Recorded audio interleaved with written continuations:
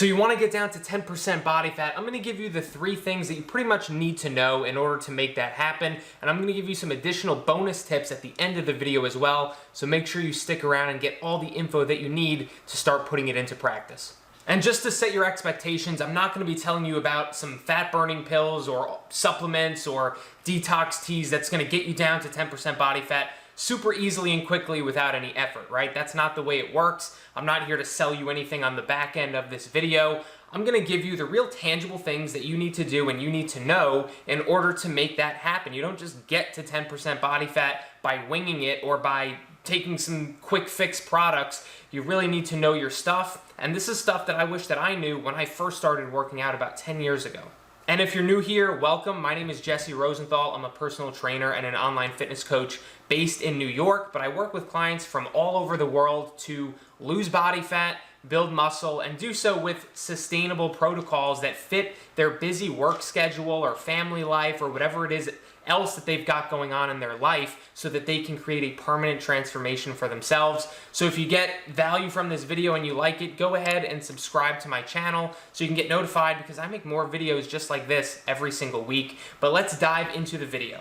Alright, so if you want to get down to 10% body fat, that basically says that you're higher than that, right? You're at 15 or 20 or 25 or 30 or more percent body fat right now, and you have to lose some. So the first thing that you pretty much need to know in order to do that is how many calories you're eating per day. This is the most important thing when it comes to losing body fat and getting leaner because you need to be in a calorie deficit in order to drop body fat.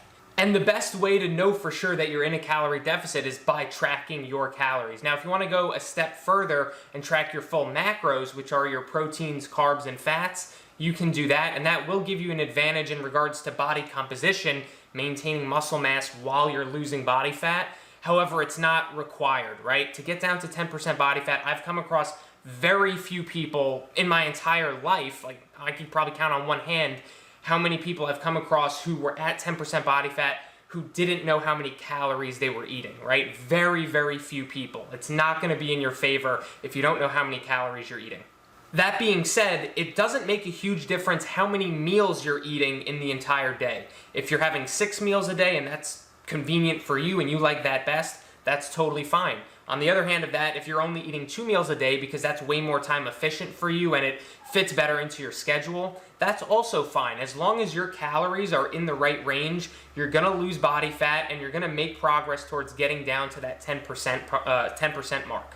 Now, the second thing that you need to get down to 10% body fat is to be in a calorie deficit of between 200 and 500 calories. Now, this isn't necessarily something you need, but it's just a recommendation of mine to be in that range of a deficit, because what often happens is people eat way too restrictively. They eat only 1,000 calories per day or 1,200 or 1,500 calories per day, and their body just needs more than that. That's way too steep of a calorie deficit, and what ends up happening is they eat those 1,000 calories for 2 weeks, and then they end up binging. And this is why yo-yo dieting is so prevalent in the world today and in the United States today, because people are on this cycle of, restricting calories very low and then binging, over the weekend or binging every other week and making up for those calories, and they're yo-yo dieting, losing weight, gaining it back for pretty much their entire life. Now, if they were to just eat in a more moderate calorie deficit of only 200 calories or 500 calories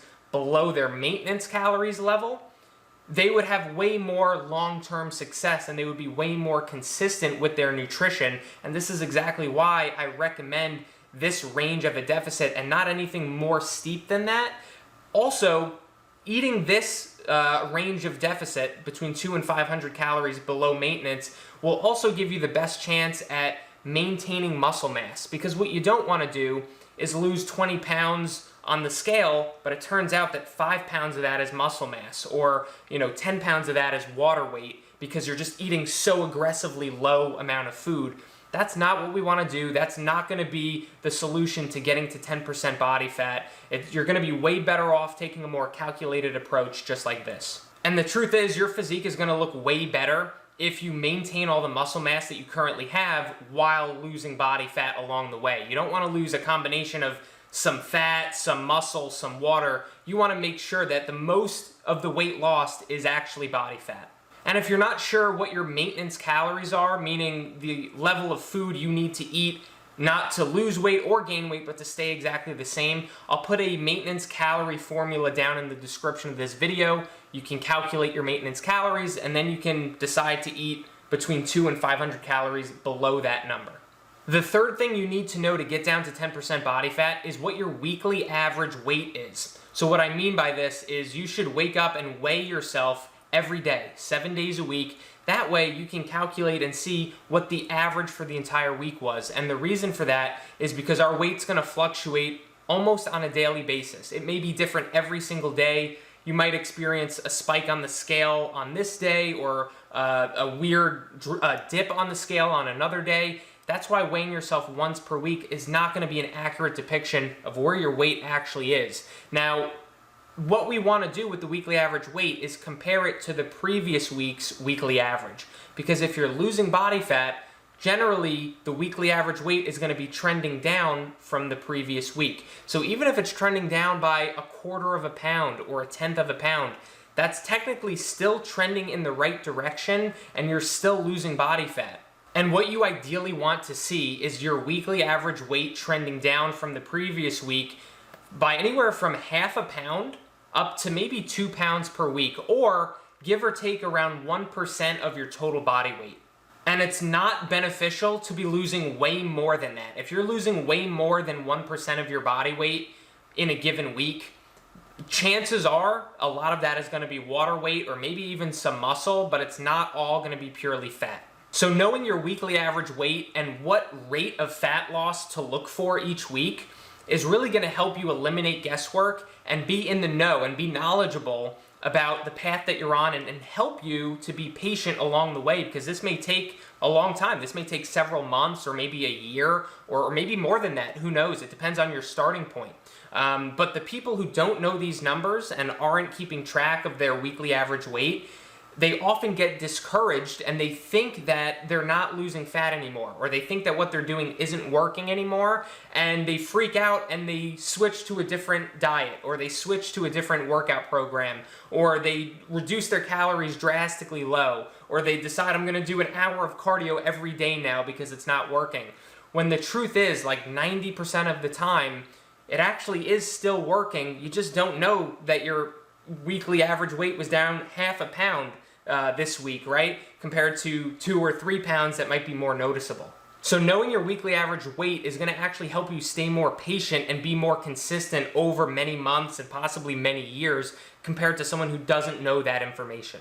So there you have it. Knowing these 3 things and really focusing on them as your main priority and trying to block out all the extra stuff in the fitness industry is going to give you the best possible chance at reaching 10% body fat and being consistent with it long term. That being said, I've got a couple bonus tips for you that can make it a little bit easier to follow through on these original 3 tips. So the first one is to make sure that most of your diet is consisting of good quality whole foods like lean proteins, lean meats, eggs, fruits, vegetables, grains. This is going to allow you to feel more full and satiated, and honestly just feel better while you're in that calorie deficit.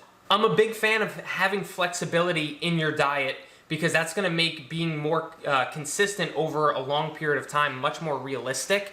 Basically meaning having some birthday cake, having a cheat meal, having some dessert if you go out to eat, because you can do all those things and still lose body fat relatively easily. What I'm saying here in this bonus tip is to make the majority of your diet, probably 80 to 90% of it, more nutrient-dense whole foods that are not processed foods, right? So those fruits, vegetables, proteins, stuff like that, grains, and then sprinkle in, the more junky or processed stuff, maybe 10% or 20% of the time. The next bonus tip is to make sure you're strength training at least 3 times a week. If you're only doing cardio to try to get leaner and lose weight, you're going to be at a big disadvantage, because people who have a little bit more muscle mass on them tend to burn calories more efficiently, and they burn calories more throughout the day, so their metabolism is actually better and stronger than someone who's only doing cardio. Also, even if you lose a bunch of weight doing just cardio, you may not look the way you want to look, and you may not have the physique with some definition and some tone to your body that you are hoping for at around 10 or 12% body fat as someone who is also strength training. The final bonus tip is to simply be patient and understand that it may take a long time. If you understand this from the start, you may be more likely to actually, follow through and stick to it longer term, right? It really depends on your starting point. If you're already in pretty good shape and you're relatively lean, let's say you're at 15% body fat, maybe you could get down to 10% in just 2 or 3 months if you have really dialed in protocols and maybe you've got accountability and maybe you're working with a coach. That being said, if you are much heavier and you have a longer ways to go, maybe you're at 30% or 35% body fat, it could take a full year or even 2 years to reach that mark. And knowing that that's normal, to take that long can help you mentally accept that and just stick to your program and stick to your path so that you can actually keep going and get there.